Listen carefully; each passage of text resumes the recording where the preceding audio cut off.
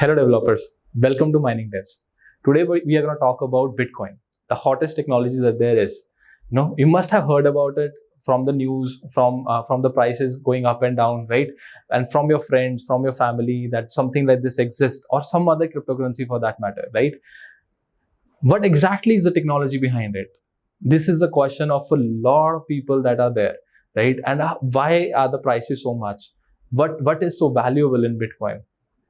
So what we'll do today is we'll try to go and read about the Bitcoin white paper. We'll try to explain Bitcoin white paper as much as possible and in layman language, so that you as a newcomer can get onboarded and understand what Bitcoin actually is. Now, what is Bitcoin white paper? Bitcoin white paper is just an information document that was launched by Satoshi Nakamoto in 2008. That white paper contains information on the plan of action of Bitcoin. It suggests each and everything that Bitcoin is built upon. It suggests problems as well as solutions, right? So we'll go towards the introduction part, we'll go towards the network part, we'll go towards the transactions part, and as well as we'll go towards the wallets part, the keys, and all the basic stuff that we need to cover in this white paper series. So stay tuned and let's get started. Before we move on to transactions, make sure that you have watched the previous video of introduction of the white paper, where we covered introduction as well as abstract of the Bitcoin white paper. Here we'll try and understand what transactions are and how Satoshi has defined transactions, right? And what is the mechanism? What are the technologies? Like, we'll cover it in a very brief manner here in this white paper as to how a transaction is being processed in Bitcoin transactions. So what Satoshi says is, we define an electronic coin as a chain of digital signatures. Each owner transfers the coin to the next by digitally signing a hash of the previous transaction and public key of the next owner and adding these to the end of the coin. Now, what exactly this particular line means, right? And the payee can verify the signatures to verify the chain of ownership. Now, how this is happening? Now, let's have a look at this graph and try to understand like what is happening. In this flowchart, he has explained really beautifully like what exactly is happening. So when we talk about hash, right? Let's try and understand what hash is first. Then we'll try and understand what the rest of it is. So in a blockchain, what is happening is that every particular block or every particular transaction, they have a hash. Right? Now, hashing is something that is used very frequently in the whole Bitcoin ecosystem. And why is that? Because hashes is something. Hashes. What are actually hashes? Hashes are one-way cryptographical function, right? So these functions are really secure. So to compress the data as well as to secure the data, hashes are being used, right? And what is happening here in this transaction flow is that, consider this particular transaction flow. So let's try and understand about these lines from this particular flow chart, right? In this flow chart, what we have is we have a previous transaction, right? And we have an owner to this transaction, right? So what this particular owner wants to do is it wants to send the money to another owner, right? So consider that this particular transaction is owned by owner 1. So right now owner 1 wants to send money to owner 2. So what will happen is that the hash of this particular transaction, right, will be fed to the new transaction, and as well as the owner 2's public key, because we are sending money to owner 2. Hash of the previous transaction plus owner 2's public key will be fed and signed by owner 1, and then it would be sent to verify that it will be sent to the blockchain. Like this particular flow is how a transaction is being made. Let me repeat it again, right, so that you guys can understand it fully.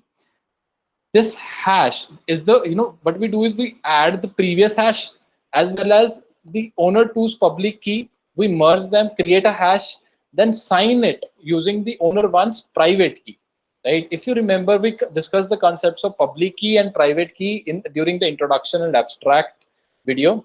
right? If you have not understood it, please you can share your feedback in the comment section as well. We'll try and get back to you and try to resolve your queries, or maybe you can go ahead and watch that video so that you have a better understanding on public key as well as private key, right? And this is how a transaction is digitally signed and then sent to the network to verify. This is the flow of transaction, right? So now there is definitely, the problems are everywhere. So the problem, of course, is that the payee can't verify one of the owners did not double spend the coin, right? And what this problem is like, if owner 2, if owner 1 is sending money to owner 2, there should be a method of verification that this particular transaction that is being sent to owner 2, right, has not already been sent to some other owner, right? So for that, what we need right now in our current financial institution, we need a centralized trust authority that mints or checks every transaction that has happened, right? So that this particular transaction is not sent to owner 2 as well as to owner 3, right? So this is the problem of double spend. You can use one transaction and send it to one owner and as well as another owner. So to in current financial system, to resolve this, we use banks, so the banks can verify all the transactions that come through, right? And this is the current system, right? So how can this be achieved, right? This is another question. So the solution that exists is that we need cut cut cut this whole part. Start. The solution that was proposed was that what we need is a way for the previous owners to understand or to see or to verify that that particular transaction was not signed earlier, right? So for our purposes, the earliest is transaction is the one that counts. So we don't care about later attempts to double spend, right? This is a very important line. The only way to confirm the absence of a transaction is to be aware of all the transactions again. So what is happening right now in Bitcoin network is the transaction that is sent early is the one that counts, right? And the later transactions are not count. As well as what we need to do is we need to confirm, the only way to confirm the absence of a transaction is to be aware of all the transactions, right? If there is a transaction or there is not a valid transaction, the only way to confirm it is to be aware that of all the transactions that there are, right? In the current financial ecosystem, what is happening is that awareness is being checked, or that awareness is actually been verified by the trusted third party, right? So what we want to do is we want to do this without the use of a trusted third party, right? So how can we do that? What we can do is we can publicly announce that this transaction has been made, right? So what happens is that every node in the Bitcoin ecosystem knows that this particular transaction has been made, so that that transaction in any cost could not be double spent, right? So this was the solution that was proposed. Like we can, but Bitcoin is the public ledger, of course, right?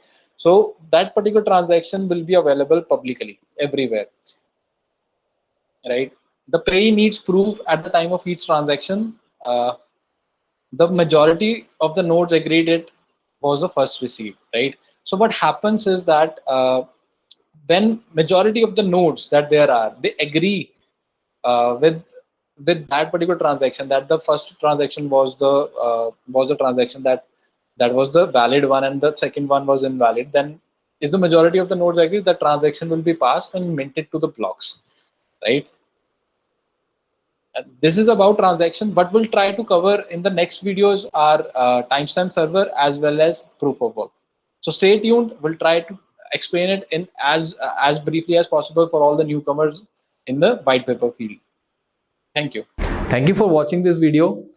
Please do comment. Please do leave your valuable comments in the comment section. And if you have any doubts, please comment and we'll get back to you as soon as possible. And we'll try to clarify it. And as well as if you need some more videos on some different topics that you want to understand, please leave us a comment and we'll try and make all those videos so that you as a newcomer can understand better. Do not forget to like, share and subscribe the channel. Thank you.